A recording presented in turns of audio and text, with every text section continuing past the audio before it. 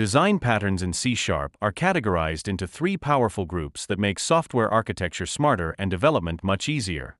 First, we have creational patterns, which focus on how objects are created in a controlled, flexible, and efficient way.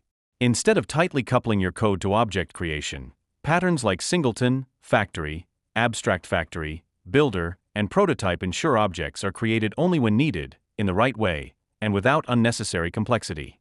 Next, we have structural patterns, which help you organize and connect classes and objects to build strong yet flexible system structures.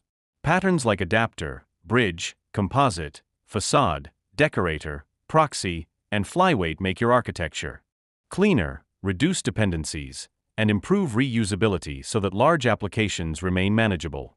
Finally, we have behavioral patterns, which define how objects communicate, interact, and share responsibilities.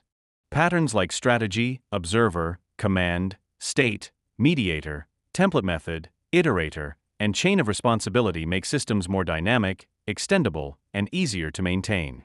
Together, these design pattern categories empower C# developers to write professional, scalable, enterprise-grade software that is easier to understand, modify, test, and evolve over time.